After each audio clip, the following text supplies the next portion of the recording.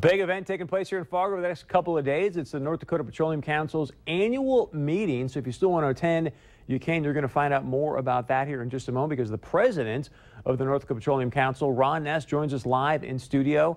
Thank you so much for being here. I want to talk about the meeting taking place in a moment, but quickly, you heard my opening segment on Senator Heitkamp. I don't want you to get into the politics of it, but I do want you to speak to, here is a deal now that's going to basically open up for Iran to export oil, but yet we at this point still can't. Your thoughts on it? Well, thanks for having me tonight, Chris. Exports of crude oil. Can you imagine if we were to limit U.S. farmers from exporting grain and on all of our ag commodities? We are hamstringing ourselves as a nation right now. We're going to allow Iran to export crude oil, but yet we tell America we cannot export crude oil. That is a game changer in the terms of geopolitics. It's a game changer in the terms of what we're able to do with this Bakken resource. This is a wonderful light sweet crude oil that those Eastern European refineries use every day. They get that oil from the OPEC nations. They get that oil from Africa. Our East Coast refiners are now using Bakken crude oil. This is a great opportunity for our country. The President could do it today with the signature. Congress is going to vote. Our delegation has been extremely supportive, but we have got to get this done. This is a big deal for the future of our country, the ability to produce and market our resources across the world. I know no one can see into the future, but you're right. Congressman Kramer and his Energy and Commerce Committee, they got this thing out of there. They're going to take it to the House floor. Do you see something getting passed in 2015 that's going to open this up for us, or is it going to take longer than that? We do believe the House is going to pass this very soon. Senators Hoeven and Heitkamp have both been pushing hard in the Senate. It looks to us like there is a majority of votes in the Senate. Now, the President came out last week and said, oh, I'm not real supportive of that deal. Bad choice. We hope the Senate could pass this with a supermajority and veto-proof majority. I think it's close because you put this on paper and you explain it to people, and I think it's going to stabilize or lower gas prices because you bring down the world price of oil by opening up the markets. You use it as a political tool.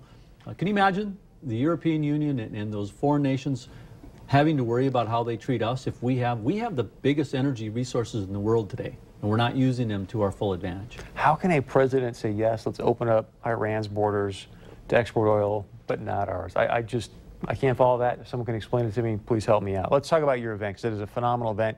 You had Tammy Miller speaking today, CEO of Border States Electric. You got a big event coming up, Stephen Moore with the Heritage Foundation. So tell us a bit about what Tammy spoke about today and what's coming down the pipeline for the next couple of days. Tammy led a session at the Fargo Theater today. It was called Maken Bits and Bytes. And it was really about the technologies that Fargo area companies are utilizing and the work they're doing in the Bakken and the opportunities for other Fargo businesses. Because as we've seen this downturn in price, we have to get smarter. We have to get more efficient. We have to use more automation. And Fargo and Grand Forks are known as those technology centers. That's going to become a critical part of exploiting this Bakken resource as we go forward. So a lot of Fargo companies engaged. Border States Electric is growing rapidly. She did a phenomenal job today. I hope to have her back again to do another session. And then anything else that we want to highlight about the conference that's taking place in the next couple of days, because people can still attend. It's at the Ramada Plaza Suites, I believe tomorrow and Wednesday, correct? It is, and anybody's welcome to come down and register. We've got a lot of great speakers, but I think when you talk about Fargo and eastern North Dakota, recognizing this 60% reduction in oil price has changed things a lot in the Bakken. But what it's going to do is it's going to make us smarter and more efficient long term. When you think of the Bakken, it's the largest oil resource in the U.S., probably the largest oil resource, maybe in one of the top in the world. We're in about the top of the second inning in a 9-inning game. Wow. Plus over innings.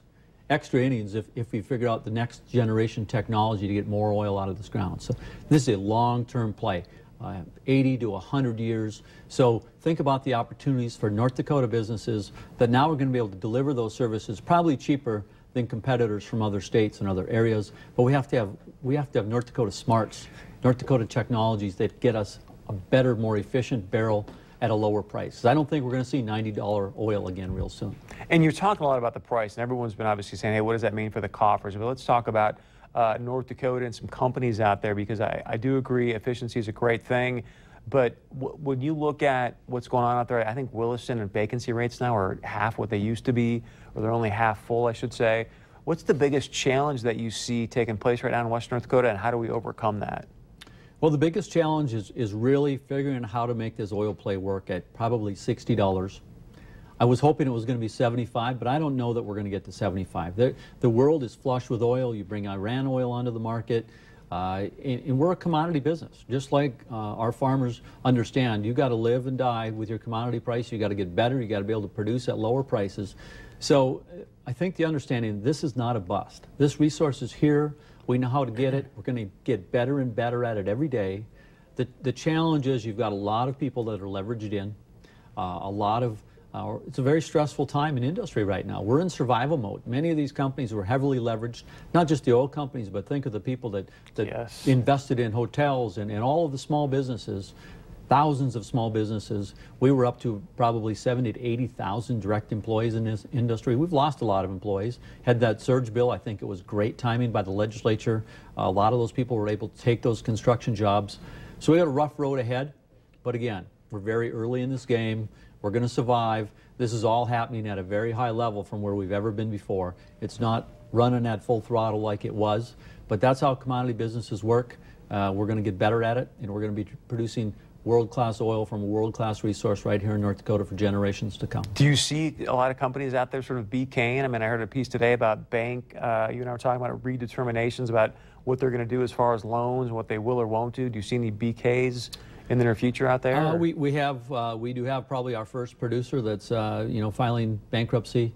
You're going to have a lot of these companies. They'll have great assets. So I would suspect that their assets are going to be gobbled up. You know, anytime there's a downturn, there's always somebody looking out there as an opportunity to buy. And this asset is so good that you're going to buy. I would be more concerned about the service companies, those small businesses where there are just that many fewer drilling rigs. When you lose 100 drilling rigs, and I think we're going to lose some more this fall, the opportunities just dwindle. So your competition gets fierce.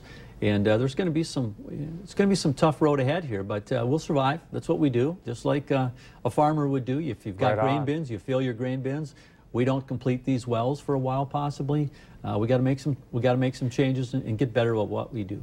Thank you so much for being here. I really, really appreciate it. Again, head out to Ramada Plaza Suites or go to ndoil.org if you want to find out more information. Head out there tomorrow or the next day. Stephen Moore, obviously great speaker from the Heritage Foundation. He's going to be out there tomorrow. Now, coming up in tonight's Final View, some interesting signs put up with the UND-NDSU football game, but another one took place at ESPN College Game Day. I'll share with you my thoughts on that. And coming up next, it's time for the top trenders of the day. We'll tell you what everybody's talking about here in the Valley. Stay with us, much more coming up.